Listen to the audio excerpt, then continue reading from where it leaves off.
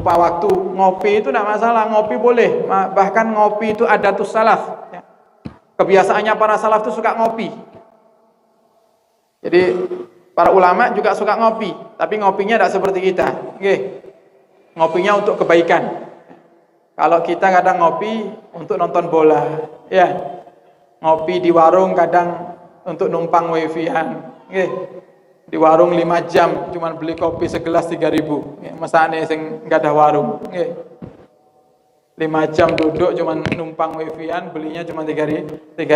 Oke. Nah, harapan kita bukan kita tidak suka dengan warung, pekerjaan yang halal selagi tidak membantu orang untuk lupa dengan Allah Subhanahu wa taala, tidak masalah. Warung kopi tidak masalah. Apalagi diniati, yang jual warung kopi, yang punya warung makanya diniati, ya. Ya Allah, saya buat kopi ini ya Allah supaya mereka bisa beribadah kepadamu. Nah, diniati gitu aja. Nanti urusan mereka ibadah atau tidak itu bukan urusan kita. Yang penting niatnya untuk niat kebaikan. Nah, tapi saya ingin merubah dari apa yang dikenal daripada kota Tulungagung ini menjadi dikenal dengan sesuatu yang baik, yaitu salawat kepada Nabi Muhammad SAW. Sehingga semuanya kami mengajak semuanya untuk menjadi panitia. Kalau berjuang sendirian capek, Bapak Ibu, tidak kuat berjuang sendirian itu. Berjuang itu harus sama-sama. Makanya kayak tadi, berjuang di dalam acara ini saja perlu ada bantuan yang lainnya. Saya WA Pak Haji Mursodo, ya. Pak Haji sudah ngabari Pak Matori belum? Saya baru ingat loh, ini tim hadrohnya sudah dihubungi belum ini? Ya. Nanti acara maulidan tim hadroh tidak ada. Ya, alhamdulillah Pak Matori dan Pak Haji Sukri sudah menghubungi Pak Mursodo dengan Pak Haji Sukri sudah menghubungi Pak Matori supaya anak-anak hadroh ini bisa hadir ke sini. Alhamdulillah. Ini kan perlu bantuan. Kalau semuanya kita lupa nanti saya sudah banyak apa yang perlu saya urus akhirnya lupa. Oh, ini hadrahnya belum dihubungi, ini sonnya bagaimana, nanti yang nyiapkan majelisnya bagaimana, jamaahnya sudah disiapkan belum tempat laki-laki dan perempuannya. Ini semuanya perlu perjuangan bersama-sama. Makanya berjuang itu akan menjadi indah jika kita lakukan bersama-sama. Sebagaimana Rasulullah berjuang, indah perjuangannya, dikenang sampai detik ini menjadi panutan untuk umat karena Rasulullah SAW berjuangnya juga bersama para sahabat. Berjuangnya Nabi Muhammad juga mengajak yang lainnya. Kalau seandainya Nabi Muhammad mau berjuang sendirian, apakah mampu? Mampu Nabi Muhammad itu. Mampu, cuma Nabi ajarkan. Nabi tahu kalau umatnya tidak bakal mampu berjuang seperti beliau.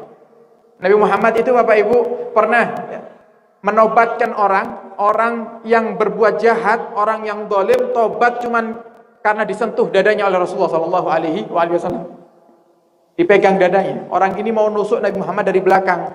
Nabi Muhammad tahu.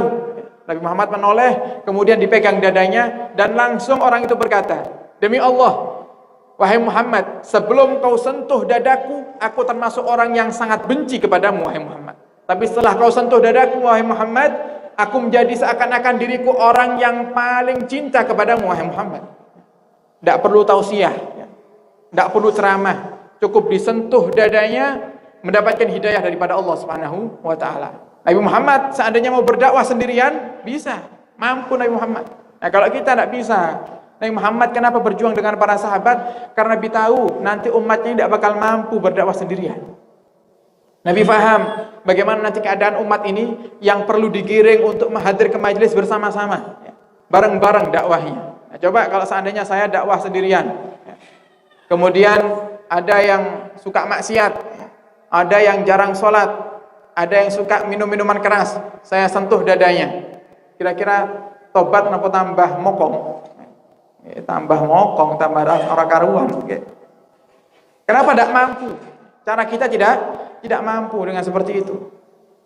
Kalau Nabi Muhammad sudah diberikan kelebihan, itu salah satu mukjizatnya Nabi kita Muhammad SAW. Maka kita berharap ini majelis Asy-Syifa bisa berkembang pesat di Tulungagung. Kita berharap di setiap kecamatan nantinya ada cabang daripada majelis sholawatan ini. Jadi yang ngaji, kita ngaji kitab tetap ada seperti biasanya ngaji kitab. Cuman dalam satu sisi kita nanti juga akan bersolawat bersama, tujuannya supaya yang muda-muda juga mau ngaji. Ya. Jadi kita harapan kita nanti di setiap kecamatan ada ini, alhamdulillah ini. Ya. Di Ngantru sudah ada di majelis di Masjid Al-Islah. Semoga istiqomah di sini. Ya. Kemudian yang di mana? Pelosok Kandang itu kecamatannya apa? Kedung Waru. Ya. Gedung Waru juga sudah ada di rumah Pak Matori setiap malam Ahad Kliwon. Ya. Di sini setiap malam Ahad Pon. Ada lagi jadwal kita yang kosong malam Ahad. Ya. Biasanya sholawatan tuh senengnya malam Ahad. Ya. Dan juga saya juga lebih condongnya di malam Ahad. Kenapa? Supaya yang muda-muda tidak ke alun-alun pacaran. Atau tidak ke pingka. Biar ke sholawatan. Malam Ahad ini biasanya waktu pacaran biasanya. Ya.